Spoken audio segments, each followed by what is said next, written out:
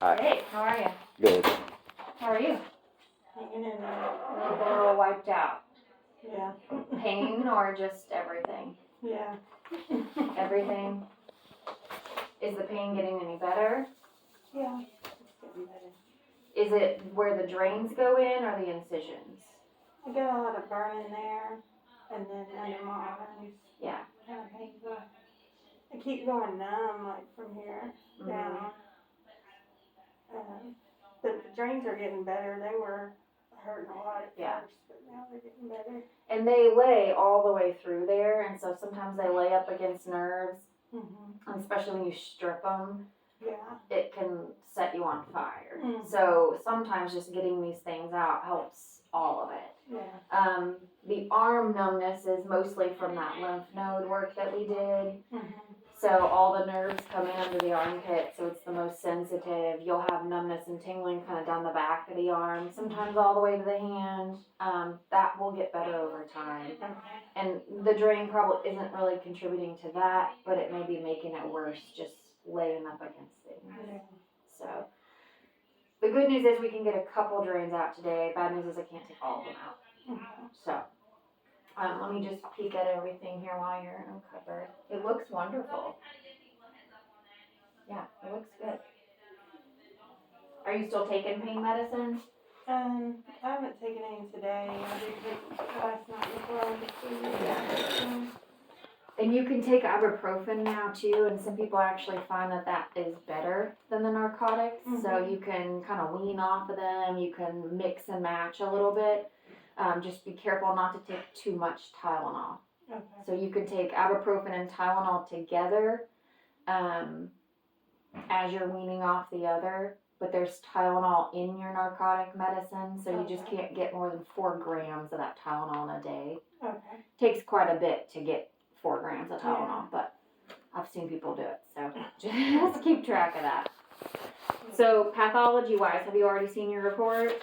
I did, but yeah, it's a lot to sort through. Yeah.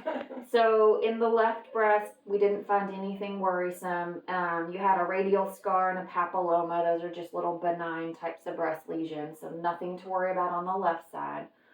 On the right, you had 2 spots of invasive cancer, 8 millimeters and 4 millimeters, so both really small. And then 60 millimeters of the stage 0 breast cancer, or that ductal carcinoma in situ, which matches up to that big area of calcifications they saw on your mammogram. All the margins were negative, so everything came out of the breast clean. And then in the armpit, we took a total of 4 lymph nodes, and one of those did have cancer in it. There was a little mass, if you look at your report, that we could kind of feel in surgery, and so we sent that separately. It ended up just being a lymph node and no cancer, but one of those sentinel lymph nodes had cancer in it.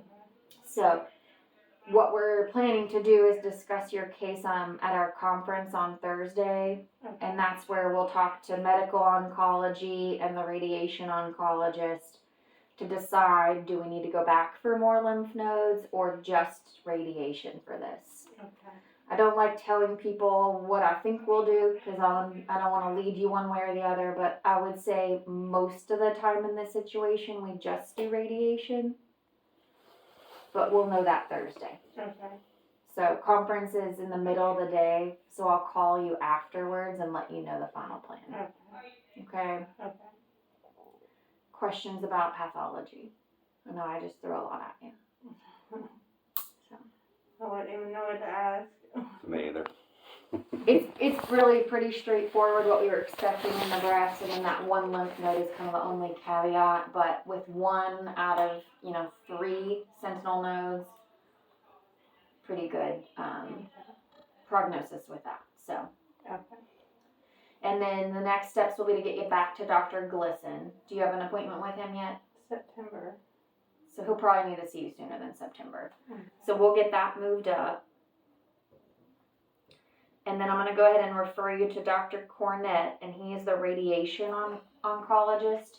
He sees patients downtown and then off Dutchman's Lane. I'm assuming downtown is easier for you guys. Or just want first I don't available? even know, yeah, I don't even know where Dutchman's Lane is. Like the Women's and Children's Hospital, St. Matthews. Okay. Just want first available. This tells me where to go.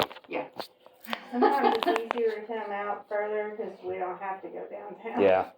Anything over here is great. I Okay. love the East End. I know. love this place. People from Indiana will not come out here. I love and I'm it. just like, you all have no idea what you're missing. It's so much easier. It's so easy, and Yeah. it's so less congested. And Yeah. yes. And surface parking, not parking garages. I Yes. absolutely hate parking garages. Yeah. So we'll just get first available Okay. for Dr. Cornett, and then I do want you to meet with the lymphedema specialist. So that's that swelling of the arm that can happen after lymph nodes are removed. Mhm. Not having a lot of lymph nodes removed keeps your risk down a little bit. Higher BMI and then the mastectomy is going to increase your risk, so weight loss can help reduce that. Okay. Lymphedema isn't something that's going to happen next week or the week after. So this is like months to years, the rest of your life potential risk. Okay. Most frequently, it's around 9 months after surgery that people see it happen. But if in the next couple weeks you start having arm swelling, I need to know about that. That's Okay. not lymphedema. Okay. And they will call you directly to schedule, and you see them about 6 weeks after surgery. Okay.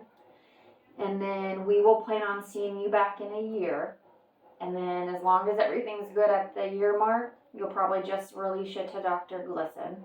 Okay. But we'll see how things are going at that point. And then as far as the drains go, we'll get one out on each side today. Okay. It's probably safe to pull all of them, but we never pull both drains on one side at the same time, because when we pull one, the other one's going to take up the slack. Okay. If fluid accumulates with all the drains out, it's a huge pain in the butt for you. You have to come in like 3 times a week for me to pull this fluid out with a needle, and Yeah. it's not worth it. Yeah. So we'll get one out on each side today. And then going forward, I would give it, the soonest I would feel comfortable pulling the other ones would probably be Friday. Okay. So if Friday morning you look at your paper and the last 2 have had 25 or less for 2 days in a row, you're welcome to come down Friday and get the drains out. Okay. But after Friday at any point, you can do that. Okay. And then if they're still in 3 weeks from surgery, you'll come back and have an appointment with me, and I'll pull them no matter what they're doing. Okay. But if they meet that protocol and come out sooner, we'll cancel that 3-week appointment. Okay. Okay. So let's take... Are any of them hurting you worse than others where they go in, or can you tell? No, not Okay. right now. When it first started, that number 1.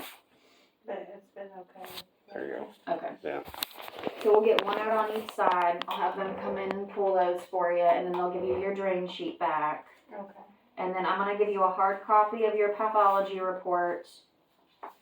And then I've got your little list of all those things we talked about. So Dr. Glisson and Dr. Cornett, the lymphedema appointment, come back to see us in a year, and then a 3-week drain appointment. And I'll have them come in and make that when they pull your drains. Okay.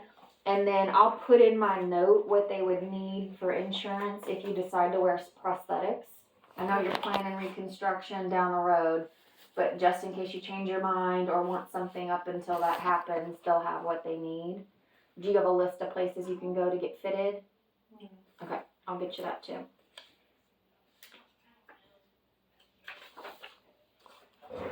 I'll let you keep paperwork. Thanks. We